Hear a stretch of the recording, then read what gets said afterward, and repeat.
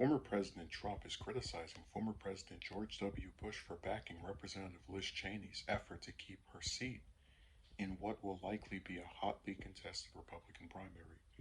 In a statement released late Wednesday through his Save America PAC, Trump slammed Bush and his longtime political advisor, Karl Rove, for endorsing warmongering and very low polling Liz Cheney.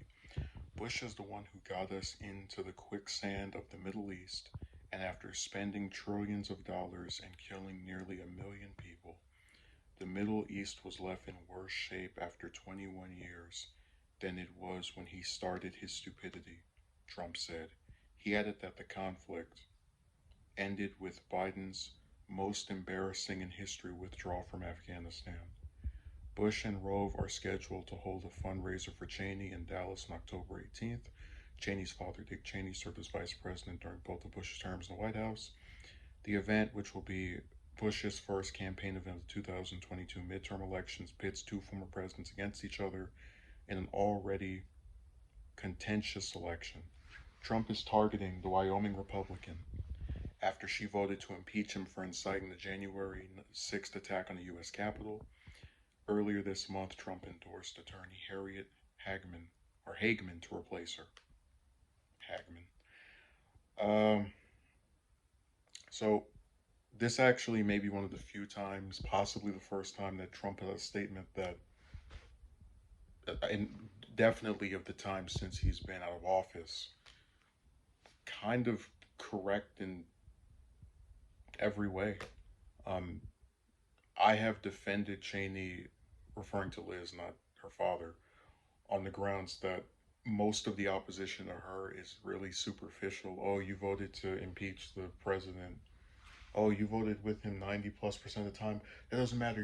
You don't represent us. You're one of the Democrats or traitors or whatever the term they use is.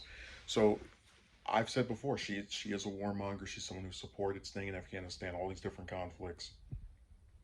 That's correct, along with the fact that she is having some, let's just say, not too good polling, which is something else that Trump alludes to. So I'd have to agree with what he says about her here.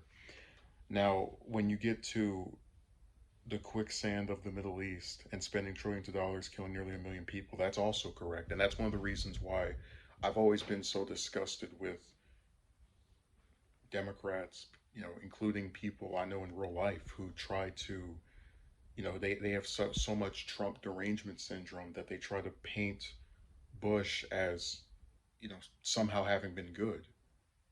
Because I was there. I remember, Hurricane Katrina, starting Afghanistan, Iraq, um, plenty of different conflicts, the worst recession since the Great Depression, all of these things happened while he was in office. And because people dislike Trump, they try to ignore or otherwise retcon this stuff into not having happened, and suddenly making him seem like he was this good world leader. But when where Trump loses me, right?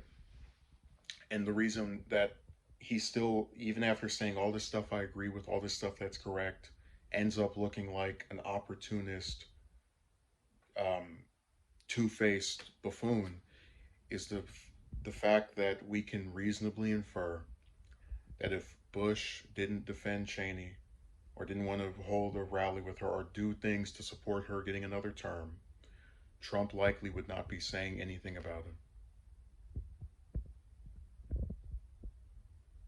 And that's why I say he has no principles. That's why I say his supporters really make me embarrassed to just be a human being. You guys have a politician who knows his immediate predecessor as Republican president was trash, but wouldn't say a word about him throughout his entire tenure, even as people took him and pretended that he was so good because they hated Trump. And only now he decides to say something about how bad he was, which again is correct, but look at the circumstances.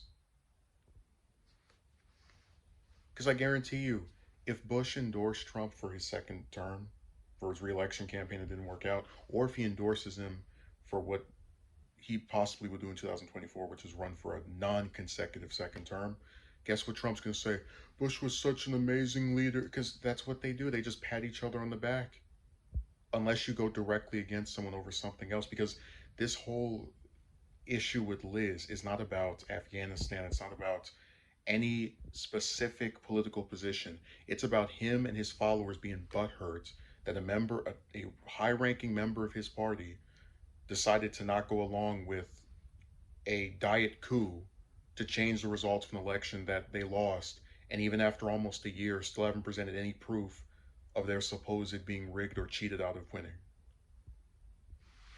It's just a complete joke, and it shows you these people don't care about anything other than just trivial surface crap.